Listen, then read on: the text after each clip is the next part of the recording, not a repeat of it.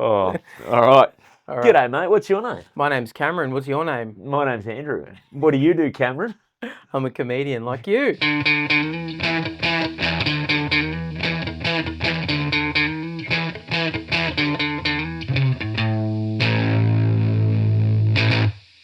Hello, welcome back to another episode of Crowdworkcast. My name's Andrew Barnett. Thanks so much for joining me. Now, my guest today is the great Cameron James, comedian, writer, podcaster, great guy, proud Newcastle son. He's an absolute champion. This was a really, really fun chat. So if you enjoy this and you'd like to see more of Cameron, follow him on Instagram. It's the best way to get in touch with everything he's doing. He is I am Cameron James on Instagram. And to that end, if you are in Melbourne and you'd like to see Cameron live, October 11, he's going to be filming a half hour of his best gear. So you know those shows are going to be great. So you can find details for all that via his Instagram. If you go to I am Cameron James, there'll be a link in his bio, all that good stuff. So get along and see him. If you're in Newcastle and you'd like to see Cam host a night of great comedians as well, he's going to be at Harrigan's at Cameron Park on September 12. That's a Thursday night. That's going to be a really fun night. I believe Beck Melrose, Luke Heggie are also on that night, and Elliot Stewart, so Newcastle boys. So yeah, get along and see that. You can get tickets for that at Harrigan's, cameronpark.com.au. Now, if you'd like to come see me do comedy, I'm announcing I'm doing a solo show in Sydney. I'm going to be at Thursday, the 17th of October. I'm going to be at Happy Endings Comedy Club. I'm doing my show, which is called Barney Lives, Happy Endings Comedy Club in King's Cross there. So it's a really fun little room, but it is only a little room. So maybe get your tickets early because there's not heaps of chairs in there. So we're hoping to sell that one out. Weird that I said chairs, not seats, but they're seats. You can sit. It's fine. Other than that, give me a follow on Andrew Barnett Comedy on Instagram, TikTok. Really, Instagram's the main one I'm focusing on at the moment. So if you can give me a follow there, hopefully I'll have plenty more news. If you're enjoying the podcast, like, subscribe, all that good sort of stuff. If you're into rugby league, give my other podcast a listen, the Not Another Effing Rugby League podcast. I do that with Steve Philp and Nathan Brooks. But at this point, that's probably enough waffling from me here at the top. Just enjoy this episode. This is my chat with the great Cameron James. Yeah. Well, I like this. You're just trying to turn it around on me straight away. I'm a professional, mate. I know what I'm doing. The comedians are the most uncomfortable people when they first ask questions, especially if it sounds like crowd. I think part of it is when it sounds like crowd work. Yeah, that's true. Because there's a part of you that's like, am I being fucking crowd worked right now? Yeah. That's my job. Yeah. This guy's taking my job. Yeah. That's all I'm thinking. Think you're funny, mate. Think you're funny, dude. Yeah. Oh, yeah. Yeah. I hate it when, you know what I hate? When you do crowd work and they try to give a funny answer. Yeah. Oh, and they go, I work at the dildo factory or something, and you're like, oh. It's like, yeah, come on, mate. Just answer the question. I was gonna say that no matter what you said. You've taken my line. Yeah. God damn it. Dildo factory. Which one? Yeah. Your mum's? Yeah. Yes, got him. Back on track. Move on to someone else. Yeah. This guy gets it. What do you do, mate? Yeah. What do you do? Dildo factory, same with you. You work with him at the dildo factory. Yes, I'm good at this. What is this, a work Christmas party? Oh, man. So how long have you, because you're full-time comedian, you want to sort of, I think that's more rare than people realise. How long have you been, this has been the only thing you're doing? I don't know, but I mean, I do writing jobs and stuff as well. So, and there's always, you know what it's like, because you do it too. There's always an additional hustle on the side. It's not just like I'm a full-time stand-up comedian, because there's always a job, that whether it's a writing job or a podcasting or whatever, there's always something. Mate, the most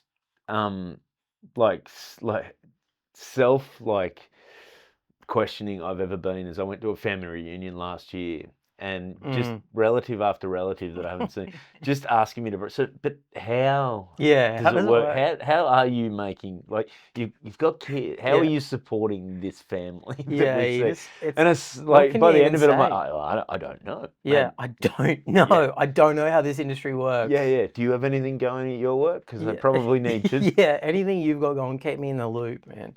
Yeah, I don't really know, because there's been stages where I've gone back and done part-time jobs or casual jobs or filled in somewhere or whatever.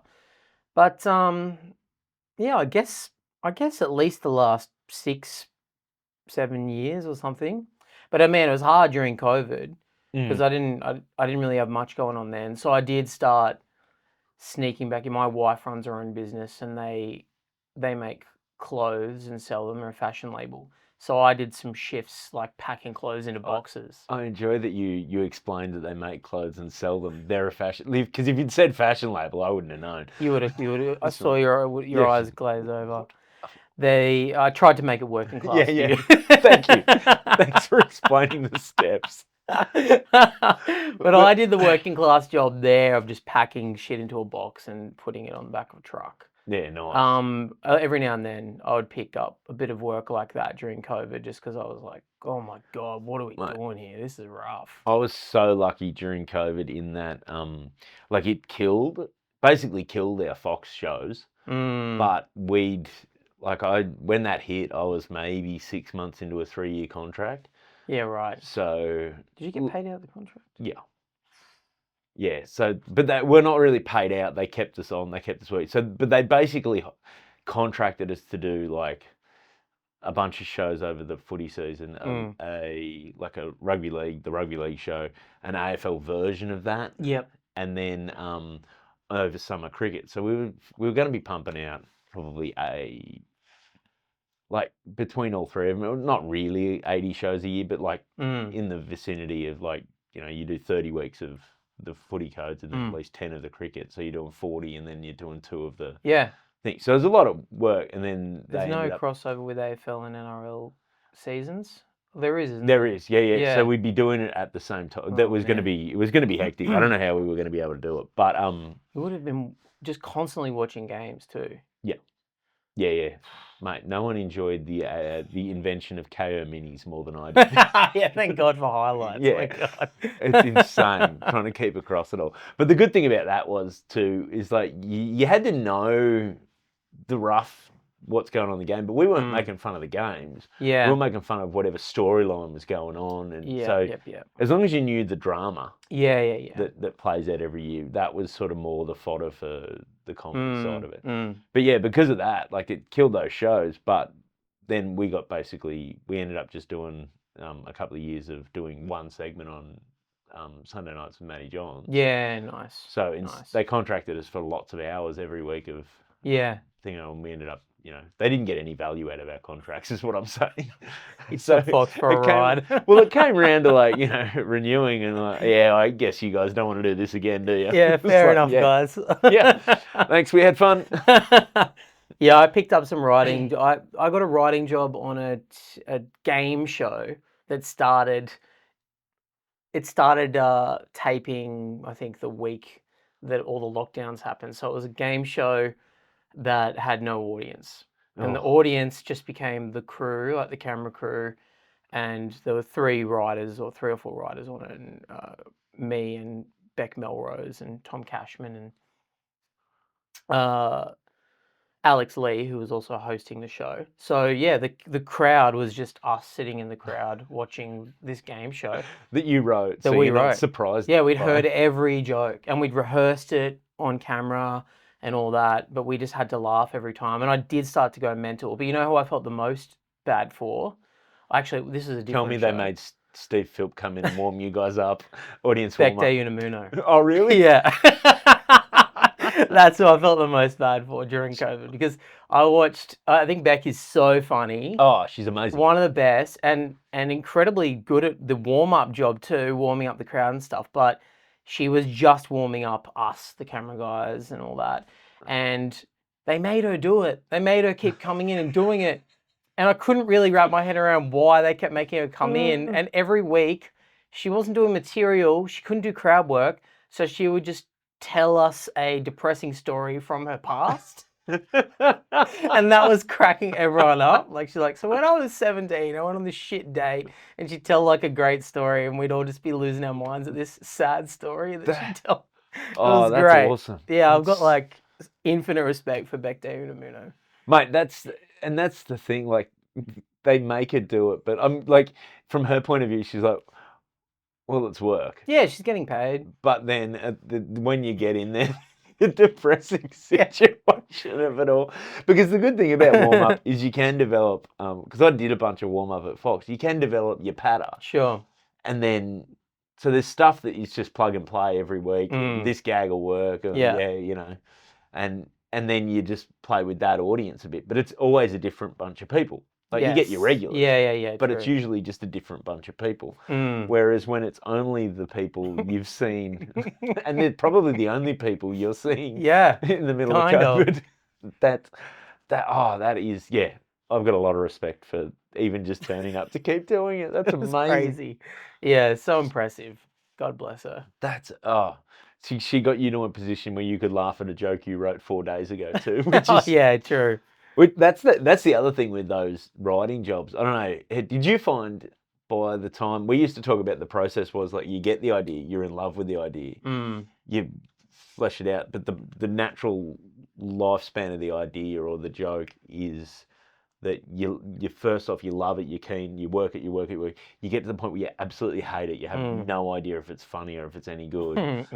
You lose all faith in it, and then it happens on the night, and it either like works, hopefully, or it doesn't. That's that process where I used to get to like Thursdays was a big writing day for us.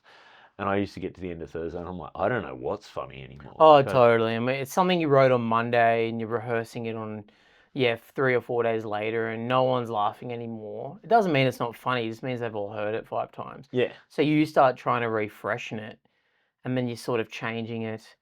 And then it's just getting further and further away from what was originally funny about the idea. You can make just it worse. You're trying to make that guy laugh across the room, It's very easy to make a joke worse as that goes on. Yeah, of course. I mean, that's what stand-up is, I reckon. Like, my bits have a lifespan too, where they start off, it takes a while to get them going. Then all of a sudden it comes together and it's cooking for a while. Then I get bored of it. So I start adding more shit to it to keep myself entertained.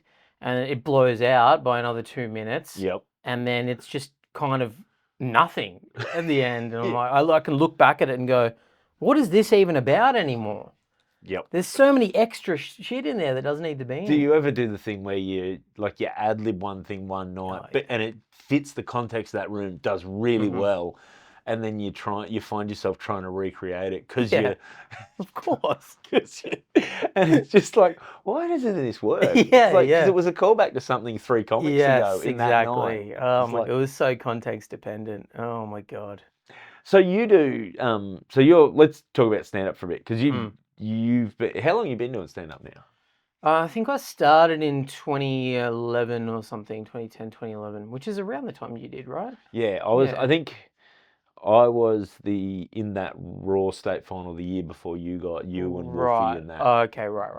So you would have started in 2010. Yeah. And I'm pretty sure I was, around the start of 2011 or something. Yeah. Very similar times. Pretty close time. Yeah. Now, and this year, like in the last 12 months, just from my perspective, you seem to be, it's going really well. Oh, thank God. You've had a bit I'm starting to go all right, thank God. Yeah. But one of the things I love is you did this show about the songs you wrote when you were 16. Yeah. Which is just a magic premise, by the way. Such a gift of a premise for sure. Yeah. Is that something you thought of and then constructed, or do you genuinely find a book of old? Yeah, well, so I was getting really bored of myself as a stand-up around 2020-ish, and I filmed an hour of my best stuff at the Enmore Comedy Club. I paid for it. I splashed all my cash, had 4 cameras or whatever. I did 2 nights, packed it out, all my best material, and then I started editing it during lockdown, and I just went mental editing it because I just didn't like enough of the bits. I was watching the stuff back and being like, man, this is an hour, and I reckon, if I'm honest with myself, there's 2 bits in here I like, and the rest is just stuff I've accumulated and haven't ever dropped because it works or whatever. And it was kind of making me go crazy, but there was one story in that bit that was about playing in a band when I was younger that went well, and I liked that story. So then I thought, well, maybe I'll try and write some more stuff that's in that world, and then that just developed into me getting my old guitar from mum and dad's house, finding all my stack of notebooks and heaps of other stuff too that I didn't ever put into the show. But yeah, it kind of all grew out of that, but it also grew out of me hating the last 10 years worth of stand-up that I had, essentially, apart Wow. from 2 or 3 stories. It's funny how like I look at some of my old bits now and I'm just like, yeah, it's funny how, especially if there's stuff you're doing and then you haven't really been thinking about why you're doing them. Yeah, I had so much of that. Just So much. drop back into gear and you go, oh, this Yeah, works. I can know do this that. I can do works. that. It was bizarre to watch this hour that I'd filmed because it was like, obviously it was a collection of everything I'd written over the last 10 years or so, but I could see all the different phases that I was in. I'm like, oh, there's some stories, then there's some one-liners, then there's some jokes that are obviously lies, and then there's some really rude jokes. I know what you're thinking. I look like. Bunch of shit like that, just nonsense. It all felt like a mishmash of different comedians, and there was no defined, like, you could watch it and go, I don't really know who that guy is. That's just a guy that has 10 years worth of jokes. But I don't know anything about him. That's a guy who's spent the last 10 years writing jokes, so he doesn't have to think about who he is. Exactly. Oh, Yeah. man. So, and how long did it take you to realize that, as opposed to, because I've been in the very slow process of editing. Like I just shot a little my show at the Newcastle Comedy Club last year, and I just did it like very simple setup, and I ended up I cut some stuff, and then I just ended up handing it off to Alex J, because it was one of those She's so ones. good at editing. Well, yeah. mate, it was one of those perfect timing things where I was I'd just been battling with it. I'm like, I'm not getting anywhere with this. I hate watching myself. Yeah. I'm like that lost perspective on if any of it's any good or if I'm just over it. And then I bumped into her one night. We were at a gig together, and we were just chatting about what she's been doing, and she was saying, "Oh, I've quit this other job. Now I'm doing freelance editing. If you need anything edited," and I just went, "Yes." It was like the perfect conversation at the perfect time. Yeah. And so I've handed it off, and now she's done an edit, and it's been a week and a half, and I haven't been able to watch it yet. You haven't looked it back. Yeah, man, that's the way to do it, though. Get someone else to do it. Yeah. I reckon that's what I would do in future. I mean, I'll give notes or whatever, I suppose, because you probably have some ideas of what you like, but... Well, that's what I said. Like, there was a couple of things that in that show that I've now, like, now they're better bits because I've started doing them a bit differently. So I'm like, cut that out. Or they're bits that I like that I've also got a better clip of. Like, I'm like, I don't need that in there because I didn't execute it well, or it just didn't land as well as I'd hoped. So take those out. And then, but then I also, the good thing about Alex is because having known her as a comedian, she knows my stand-up. Totally, yeah. So she like, I trust her instincts as to this is good, She started around the same time we did as well. Yeah. So like that I think, rather than just handing it off to an editor. Totally. She's a comedian, so she gets timing. She knows that it's not going to be really choppy between different angles. She'll let a joke play out before she cuts and stuff. Yeah, it'll be great, man. Mate, I appreciate your confidence. I'm confident about it. You watch me coming out next year. Here's a bunch of poems I wrote when I was when I was 28. This is like Cam's show, but way sadder. It's like not that long ago. Yeah. He had kids, man. He shouldn't have been writing poems like this. What was he doing?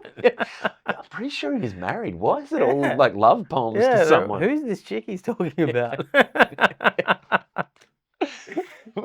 But one of the things about that, like, so you're now playing more guitar and stuff on stage. Yeah, that led to that for sure. Were you? Because this is one of the things it's taken, because you were musical before, you were in bands and stuff before you started. Yeah, music was way before comedy, but then I barely touched a guitar for 10 years. What was it? What was it that you did like? Because I know some people make a lot of fun of musical comedy, Yeah, and I do. me too. I do a lot, but for me, it comes out of a deep-seated insecurity of something that I can't do. Like if I Oh, could, yeah, if I yeah. had even a hint of musical Yeah. comedy, I'd be all parodies all the time. Man, I made fun of musical comedy a lot.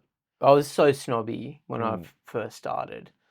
I just thought, no, it's got to be pure. It's just you talking, a microphone, that's it. But are you now that you are more comfortable doing music as part of your comedy? I won't say you're entirely a musical comedian because you It's a fair thing to say though. I don't think I ever do call myself a musical comedian, but if someone else does, I never say no. I'm not. Hey, I actually talk for 50% of the show.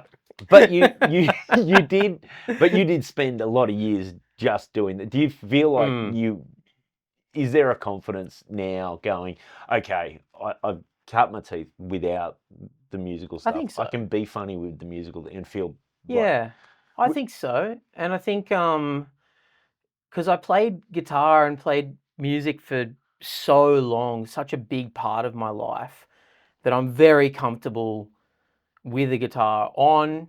Like I feel very relaxed, just kind of noodling, playing different chords or whatever, and chatting to people while I'm doing it. So it doesn't feel too stagey for me. If I'm just kind of on stage with a guitar on and I'm kind of playing some gentle chords and talking, that feels like when I was 15, just sitting at home talking to mum and dad or whatever, you know?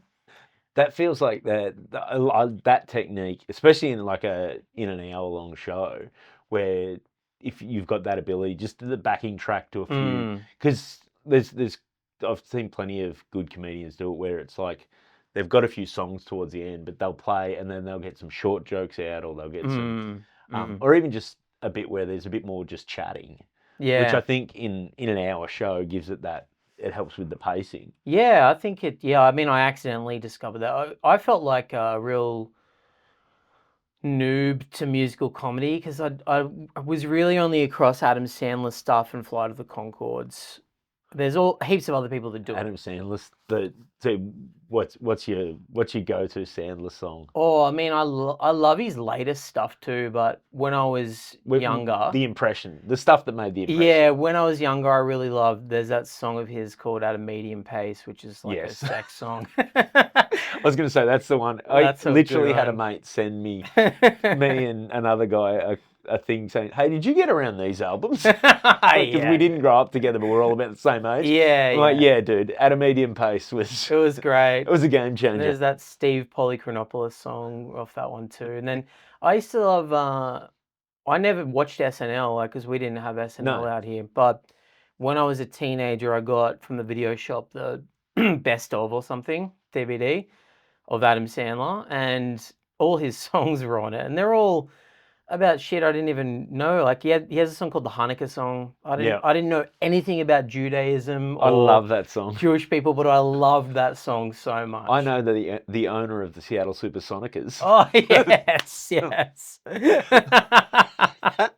There's so many great lines in it. Now I love it. Yeah. So I was only really across him and the Conchords and not much else. So I felt like and the Stevenson Experience. the Steve-O's, of course, Mick Meredith. Yeah. I mean all the local guys I know. But I felt like I had to learn how you even structure a show with songs in it, and that freaked me out a bit, especially for the show I did this year because it was stories and then just songs in between the stories. And I just remember being like, how does anyone do this? Because what do? Do you open with your best song? Do you close with your best song? How do you make sure the stories flow and it doesn't feel too jarred? It took me ages, and even just being confident learning being confident talking and strumming and segueing in and out of things. Anyway, it's fun though. I like doing it. It's a good new challenge for me. I was going to say, if you were like looking at your old stand-up and get bored of it and not enjoying that, it wasn't one. Then the new challenge of that might Like I find sometimes when that new challenge sparks more creativity than totally. anything else. I felt that for sure. Like, yeah, I get bored pretty easily, but also it was just quite relaxing to me to have a guitar on again, especially starting to play it again during COVID. and noodling around the house and coming up with little song ideas or chords or whatever was just very relaxing. Were you that kid that just wandering around? Because Oh, yeah, I've got so a annoying. almost 16-year-old who's pretty much got a guitar on him at all Oh times. yeah, that's cool. Yeah, That's I mean, kind of who I was, I reckon. yeah. Yeah, but my dad was a drummer too, so like both my brothers played instruments and my mum did. So everyone had an instrument in my house, yeah. So you're very comfortable, like, yeah, as just noodling, writing, that sort of stuff. Yeah, I don't know what your kid's like. Is he good at like solos, guitar solos and stuff? Yeah, he likes. Oh, I was so bad at that shit. Oh, he's he was explaining to me strum patterns. He loves to find a solo. He goes, Dad, I've worked out this solo from this song. Oh wow, And he's that's got a cool. little, and I was talking to a mate of mine about it, who's a muso, and he was saying, like, because just talking about equipment, buying him equipment, you know, and that sort of stuff.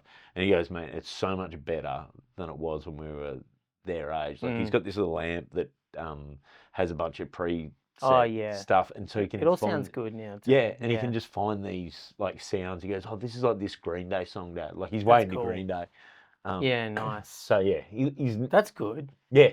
Green Day's a good one to get into, and you Mate. can learn those songs pretty easily too. Yeah, well, that's it. And so he's actually really interested in all the production side of it too now. Oh, So like he likes nice. to. Last year for Christmas, all he wanted was a Shure SM70, so he Fuck. can record Getting stuff. specific with the microphones. Mate, It's so funny. he does all his he knows, like, Yeah. when he was like working out what guitar he wanted, like he was on just. He just gets on websites. He goes, "Yeah, Dad. So Gibson put this out, and it's like this, but it's got humbucker." And he talks to me like, Dude, I could talk to your son about this stuff all day. you could. This is what definitely. all my algorithm is, just guitar stuff. Like, and I talk about this stuff to Sam Taunton a lot because he's a guitarist and a very good guitarist. And I say that exact Isn't that same stuff. annoying? Thomas is good at that. Fucking great golfer. yeah, Great comedian. Handsome fella. bit of a looker. Yeah. And he shreds on guitar. Fuck, that's ridiculous. annoying. It's ridiculous. Oh, But I could talk to him about it because I'm always into that stuff. I'll always be like, oh man, this Fender Telecaster with the custom humbucker. I love all that stuff. Oh mate, and that's the thing too, is he still talks to me as though he's learnt something that I already knew. Oh yeah. So it's like this, and I'm like, man, I don't know any of this stuff. Like, I wish I was musical. I'm not. Yeah. Oh, it's kind of easy to do. I mean, anyone can learn it. That's what's cool about it, I guess. You could learn it. You could start a band with him. yeah, that's what everyone wants. Well, that's the thing. I said my dad is a drummer, and people always ask, like, did you guys all jam together when you were growing up? And I'm like, no fucking way. Like, anytime my dad would get on the kit, I'd be like, I'm leaving the house. I don't want to be here for this. I'm not trying to jam with my dad.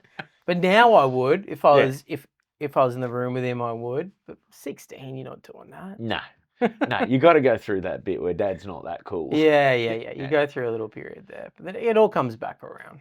Yeah, I'm learning. We're right in that zone now where it's very easy to embarrass two teenage boys, and fuck, it's fun. It is so much fun. What's your go-to move? Oh, at the moment, they both freak out when Nat and I kiss. So Oh, I just wow. go, come on, give us a kiss, come on, God," and just play. They're like, oh, no. It's the best. The best. Fuck, that's funny. Yeah, it's amazing how you become your own dad. Oh yeah, of course. It's unavoidable. No, and you think you're like, because I remember being their age, you think you're going to be different. It's like, no, it turns out like you make fun like people make fun of, like, you know, they go, oh, look at these middle-aged guys with their barbecues and they're looking after their lawn. I'm like, I used to make fun of that, but now it's actually kind of satisfying when the lawn looks good and you got something on the smoker. It's, you know what, that's a good Sunday afternoon. Leave me alone. Yeah, of course. So was your, like, did you go to uni? Did you? I did, yeah. What did you study? It took me forever, but I did a media degree or communications at Newcastle. And it's a 3-year degree. It took me 5.5 or something because I kept stopping, taking time off. And then I went to TAFE for a bit to do music production, sound production. Yep.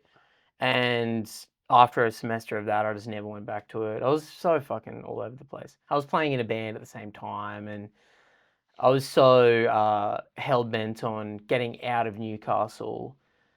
In my mind, my band were going to move to Sydney and were going to be huge, or Melbourne or something. Yeah. And it just never happened.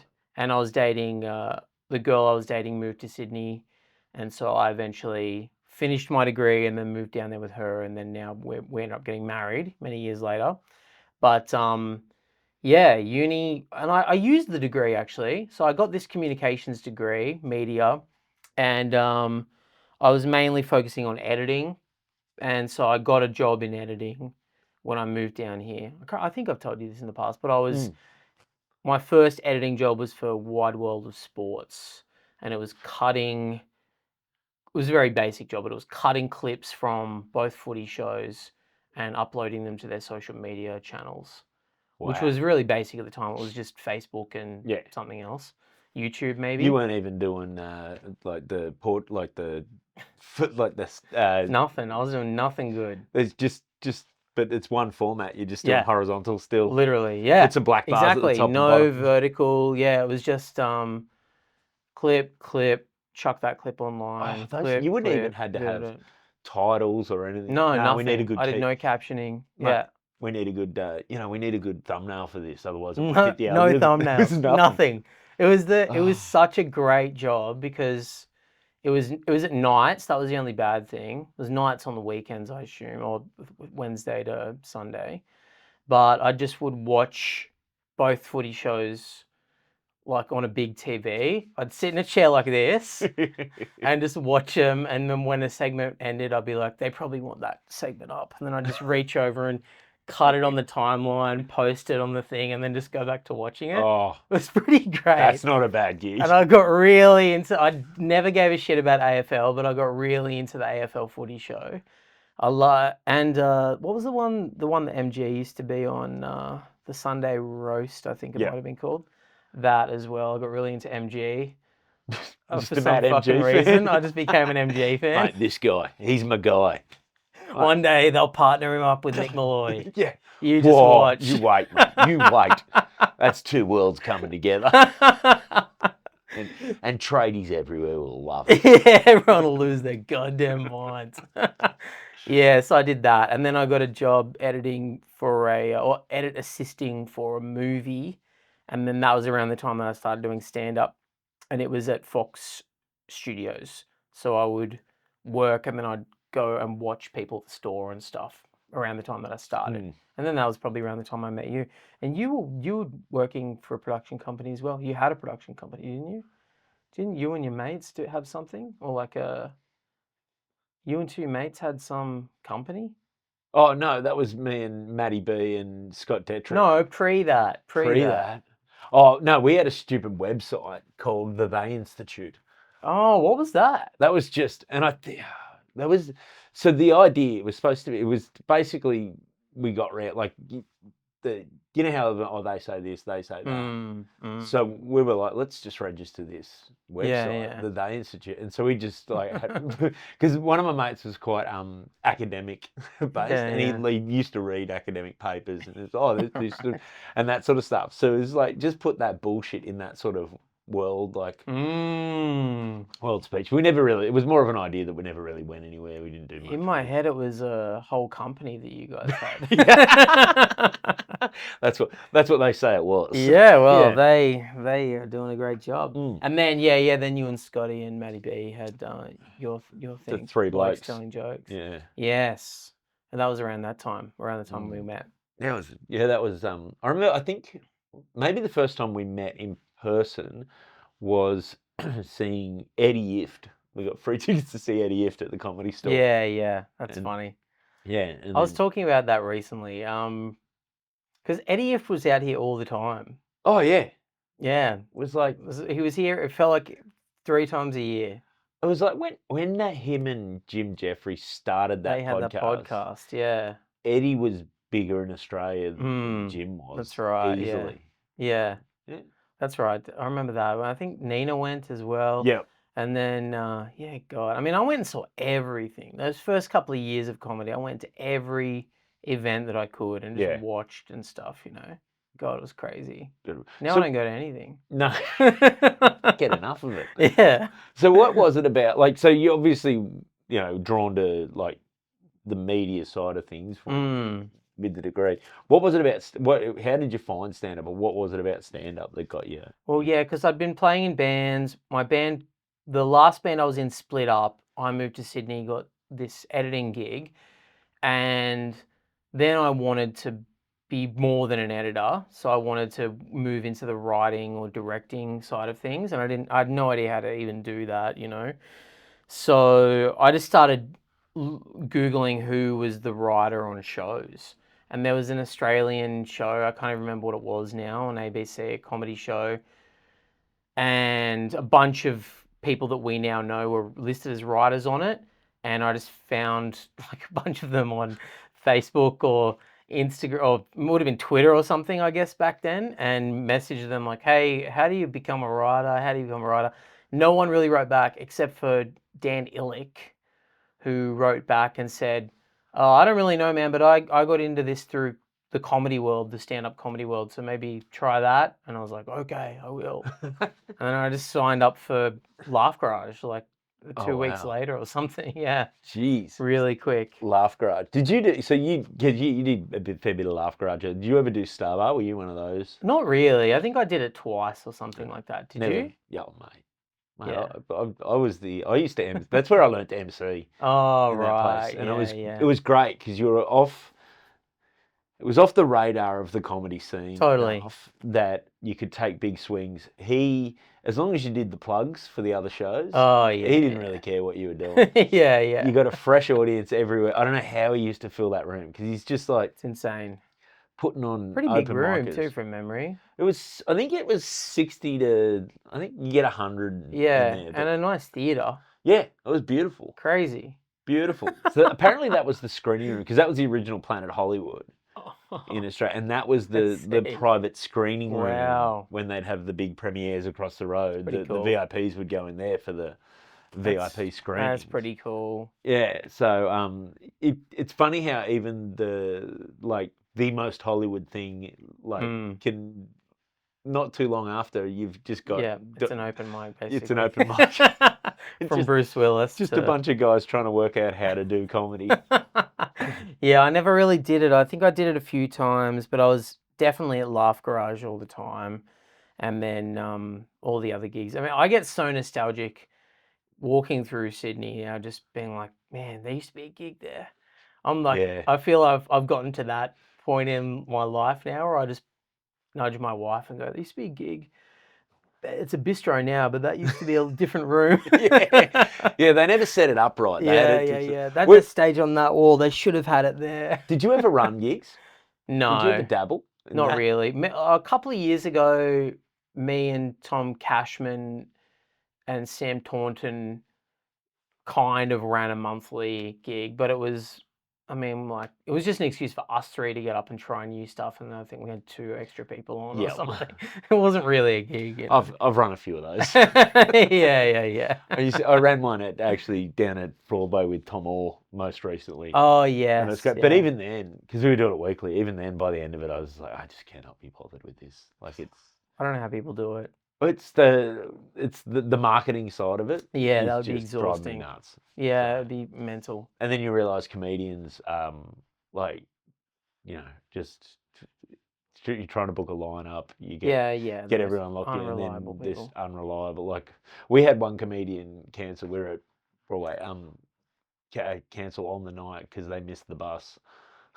Just sent us a message. Sorry, that would happen all the time. I bet. Yeah, I was like, the show doesn't start for half an hour, and you're on in the second half. Yeah, you got plenty this of isn't time a problem. to get here. Yeah, You can catch the next bus. No, I feel bad if I ever have to pull out of something, even if it's way in advance, a month or 2 months. I still feel racked with guilt about it. Oh, mate, same. I remember when I got a corporate once through management, and I've got this gig booked, and I remember the guy who booked it. He goes, "Yeah, fuck him." I'm like, "Well, you can be the bad guy." He goes, "I will." He goes, what are they paying? $200? This is a corporate. People are giving good money. You're not knocking this back because you agreed to do someone's suburban room in the. Exactly. I'm like, oh, okay, yeah, that makes sense. It's a good point, really. Like to run it like a business and just follow the money. You kind of have to do that. I mean, don't get me wrong. As long as you're not screwing people over too bad. Mate, I had the greatest one this week. I'm riding high today.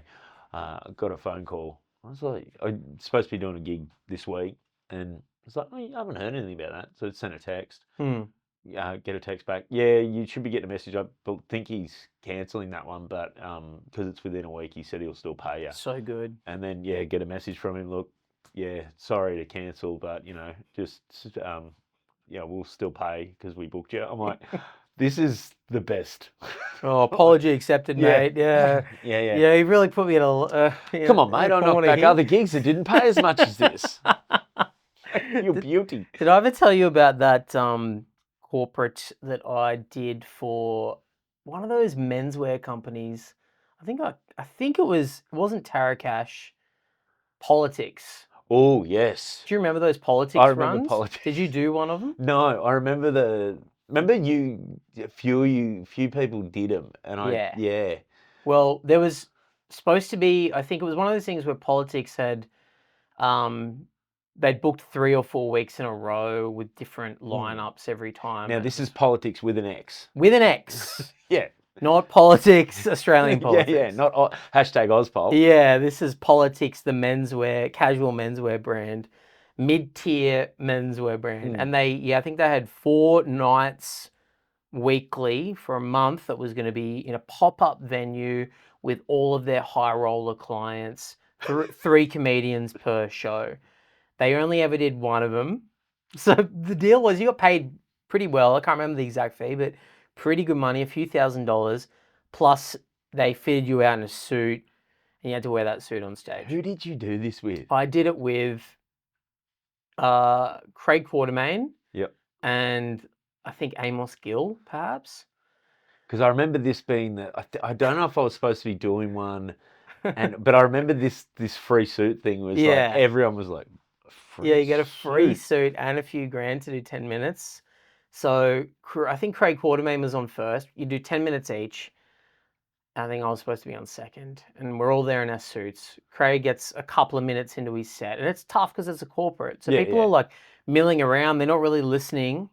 They didn't come here for comedy. They didn't come for comedy. They've come for, it's an influencer type thing. Like there's walls set up and free drinks and all this shit, finger food. And they're not really listening. And the lady's standing with, I think it's me and Amos, and she starts freaking out. And she goes, what should we do? Should I give him the light and say only do 5 minutes? And I was like, yeah, sure. Should we do 5 minutes as well? And she went, okay, you guys can all do 5 minutes, but you're still getting paid the same. And we went, oh, great. And then another minute or 2 went by and she gave him the light and people are just chatting. No one's really listening. It's not Craig's fault. And then he goes, all right, I'll wrap this up. I'll leave you on this. And he goes into his final joke. While he's in the middle of his final joke, this lady who's freaking out, looking around the room at how no one's listening, just turns to me and Amos and goes, don't go on. Please don't go on. I don't want you guys to go on. And we went, can we still get paid? She went, yeah. I just don't want any more comedy. We went, okay.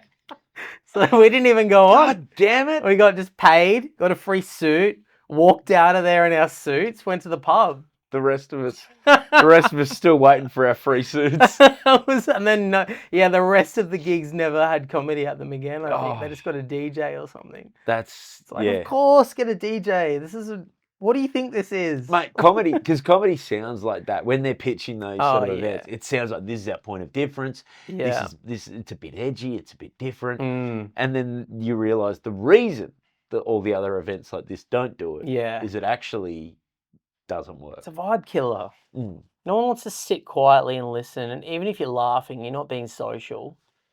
So why would you want that at your party? Have a comedian host it. For sure. No do a problem bit of with banter, do that stuff. But bring on the CEO or whoever. Yeah. Mate, well, I actually had one recently, a corporate, and it was in Mackay, and I was like, week of, I find out, like they send through the plan, it was like in one of those like marquee type tent things. and they sent through the plan, and it's like cocktail style. And I was like, oh, I don't know about that. That's so. Standing up, little Yeah. tables. So they ring, and he like end up chatting to the guy, like they've flagged it. Look, because they're supposed to be doing half an hour, which is usually fine, but you know, everyone's standing up and just looking for drinks, and then. Oh, so they're like, yeah, we'll talk about the expectations around time and the manager. Anyway, so I have to have a chat with the client beforehand. It's a bit of a briefing so he can give me a vibe. And I said to him about that. He goes, oh, mate, I'll get out some chairs. It's fine. Yeah, no, I definitely want you to do the half hour. I'll get out some chairs. I'm like, okay. Right, I wonder how this will go. Right. And I get there and they've all been socialising, drinking for a bit. And then I see them start to get the chairs out. I'm like, this isn't going to work at all. No. They sat down, they listened, they were an amazing audience. Really? I'm like, this never works. This never happens. I was like, I just walked away so happy. And then they're like, oh, you want to stay for a few drinks? I'm like, I do now. Yeah. 'Cause I'm in a good mood. I'm away. Like, I don't fly home till mid-morning tomorrow anyway. Yeah, that's what am I crazy. doing? That never happens. Mate, it was one of those ones I'm like when I walk in, I'm like, doing that thing. Well, at least I'll get a good story out of it. Exactly. Turns out not even a good story. Yeah, It's you get paid. Yeah, got paid. It That's was a good all I gig. think about. It was I'm quite like, fun. what's the money? This will be over in an hour, and I'll have the money. That's all I think about. Yeah. I'm so like robot brain about it. Think about it. It's just 50 minutes of my time from here to the end, and I'm gone. Yeah, I'm out. Love it. I'll be on the couch with a beer in hand. Yes. And I won't think about this again. Man, so with you, are you touring at the moment? What are you? I've been around. I've been non-stop this year for the first time since, I've been doing bits and pieces since COVID, the festivals and stuff. But this has been the first full year of like non-stop travel, which is good and bad, obviously. Like, there's good stuff to it. I love gigging and I love being on stage, but all the other shit, when you're in fucking wherever, like far north, Western Australia, for 3 days. That's kind of fucking boring. Yeah. No offense to anyone who lives up there.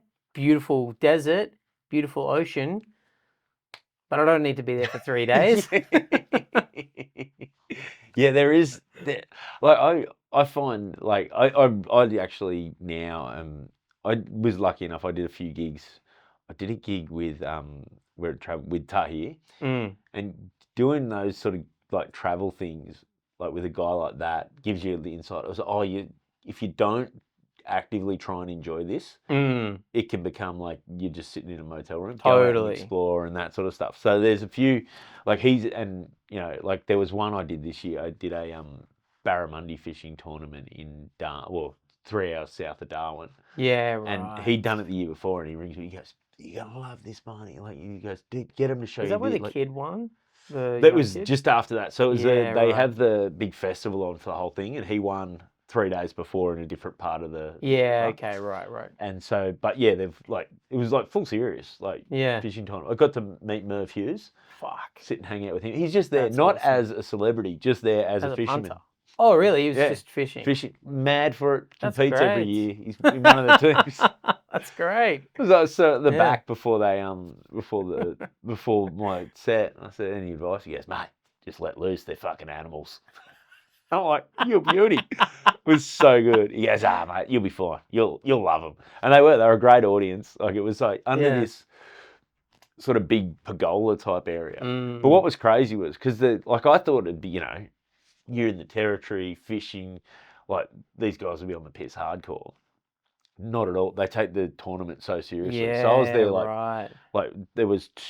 I was there the second last night, so there were still people, like the competition's still on. So they literally, you're on while they come in, have dinner, put all their scores in. So while everything's getting tallied, after dinner they have some sort of entertainment, and then literally I get off stage, they come on, announce the leaderboard and the results, and then I went to the bar to get a beer, and then turned around and it's just, and then I'm like, where they all go? They go, "Oh mate, line's in the water 7 a.m. They'll be on the water at 5.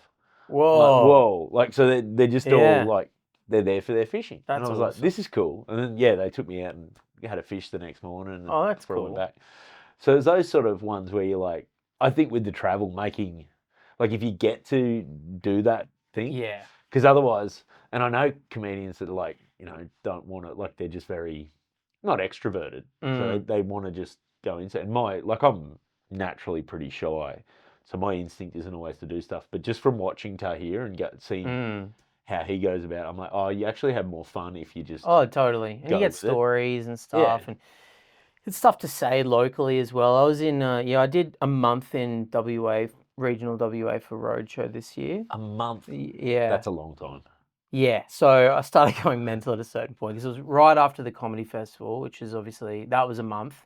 And that was the end of all the other festivals too. Yeah. So I'd been away a lot, and I got home for 2 days, and then I flew over to WA, and I was there for a month with a great crew, great comics. We're all touring around, but 3 weeks in, people are starting to want to spend time on their own and do less stuff solo or less stuff as a group. But I can't remember where we were. We were in a place called Denmark, Oh yeah. and I just was desperate to get out of the hotel room. I was like, we got to do something, and no one was really keen except for the tour manager. So we drove an hour out of town to this place called Dinosaur World. Yes. Yes. I mean, you'd go. Why? Why wouldn't you go? Like, they've got a world of dinosaurs. Yeah. Well, they don't. They have a shed. Okay. Yeah, and having said that, if they called it Dinosaur Shed, maybe I wouldn't have been as keen. So they've earned my money. Yeah, he marketed it well. Yeah. He had a shed with 4 animatronic dinosaurs, which is cool, I guess. And then like 6 snakes in cages, and then once you go through the shed, you're in the rest of the park, which is his backyard, and the rest of it's birds. It's all parrots. They are dinosaurs. I said, you got a lot of parrots here, mate. And he went, yeah, it used to be called Parrot World, but no one was really coming. So we changed the name to Dinosaur World. Smart. Mate, I get more people. They're a lot more confused and disappointed people, but a ticket's a ticket. I loved it. I had a great time. I held some snakes and That's all great. that stuff. But I love doing all that. You got to do that.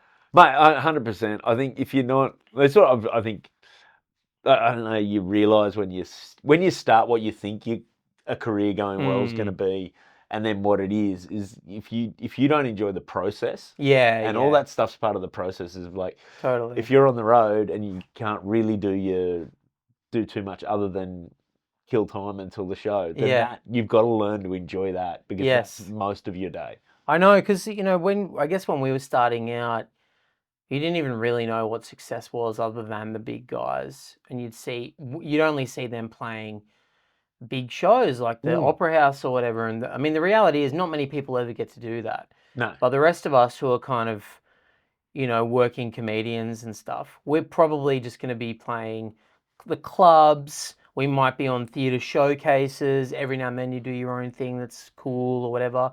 But most of the job is traveling the country and playing clubs or RSLs or being on those showcase tours or whatever.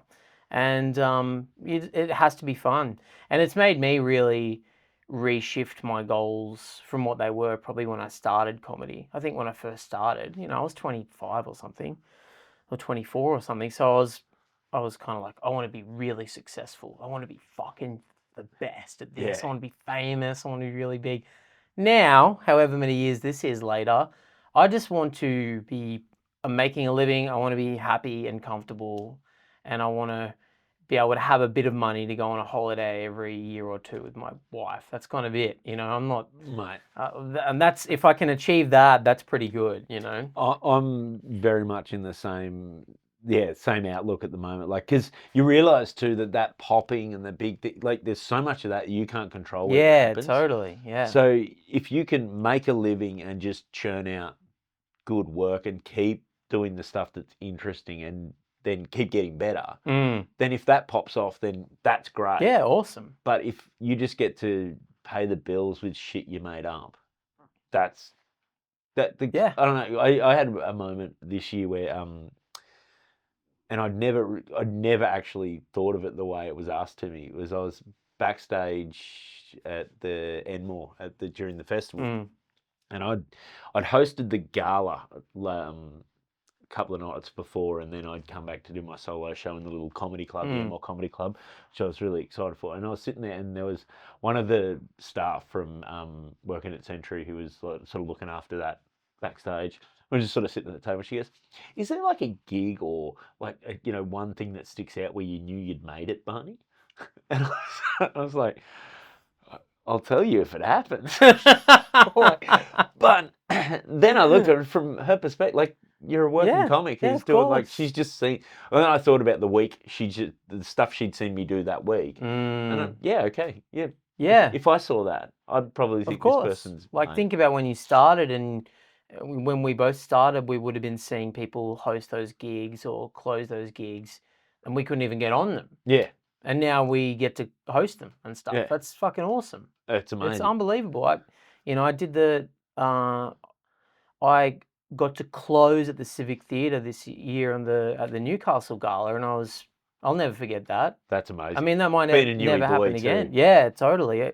And if it never happens again, fine. But I have the photos. It happened. Yeah. I can tell people forever. I was the last act on. Guitar, of course. I can picture the fucking crowd work. Did you do the big? Yeah, of course. Yes. I saw Silverchair on that stage. I saw Carl Barron on that stage. I saw Billy Connolly. It's pretty fucking cool to get to be there at all. I was so stoked. I fucking did crowd work with the people in the boxes. Come on, mate, awesome. That's amazing. I'm happy with that. If I never get to do that again, that's a memory I'll have forever. But that's a great way to, like, great perspective to have, like, every now and then just put yourself back in the eyes of the guy that started. Yes. Going, what would he be doing? Oh god, and it's really hard to probably do. Really shitty hacky jokes. Probably. But, doing a bunch of jokes you don't like anymore. But he'd be excited to be there. What would he think if he saw me? He'd think, what a sellout with a fucking guitar on. Unbelievable. He'd be judging you. Yeah, musical comedian. Yeah, it must be nice. I'm really bad at being aware of that stuff, but my wife is very good at reminding me to be, to have that perspective. And I think, we should all be doing that for each other too. 100%. It's so easy to avoid it. I will say, watching since the show you did about your 16-year-old, just seeing how much more attention and like success or whatever it is you've had since that. It was one of those ones that's real nice, having known you for years and knowing how funny you are. Just seeing more people find that is like, when you see.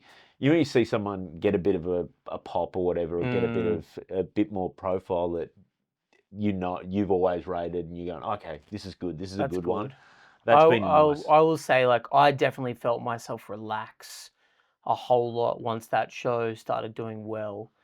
I thought, oh, thank God, at least I've been toiling away at this for a long time, and this is just nice that people are watching it, and people are saying it's good, so I can just relax a little bit now and go, I'm all right then. Okay. That was one of those ones where I fell in love with that premise the first time you told me, because I was like, I had full confidence it was going to go well, just because knowing your sensibility and just that premise, I was like, this fits perfectly. If there's anyone that can make fun of his 16-year-old self. Oh God, it was genuinely humiliating because it was all stuff. I was so serious when I was 16. God. I think that's what we all are. At 16, yeah. Because I don't think there's a middle ground when you're 16, because we all have that stupid hey, listen to medium pace. Yeah, exactly. Yeah. But then it goes from that instead of just shifting through the gears, you go straight from that to like, no man, I'm deep. Yeah, totally. I think I've solved this. I'm deep, or I'm going to be this. You just anything you want to be, like I have to be serious about that. Yeah. No matter what it is. Right. Well. We're at about at time. Thank you so much for doing this. Dude, thank you. Before we go, I will get you at the end to plug whatever you want to plug. People can find you.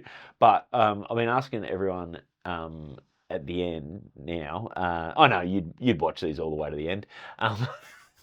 But so everything's going good now. But next 5 years, if everything just breaks your way creatively with whatever, so you get the success with whatever your creative stuff's interesting you, like whether that's stand up, whether that's doing more music, whether that's getting back into like film, television stuff or anything like that. What does that look like in 5 years if everything's if your creative goals have just fallen your way? Shit, man. What does that look like? I mean, like the practical answer is I would love to have some money to buy a house at some point. Yeah. That's fucking. that's the man, practical answer. That's a good answer. And that's something I never really thought about much my whole life. I was never really took money seriously or took trying to get on the property market seriously. But I am getting older, and it would just be a really nice thing for my wife and I to have a place. Probably not in Sydney. I think we'd like to live somewhere else. Both of us are pretty keen for Newcastle, actually. Oh, That would be fucking Newcastle, awesome. mate, has that. There's very few people who grew up in Newcastle that don't feel that tug at some point to go back, because it's.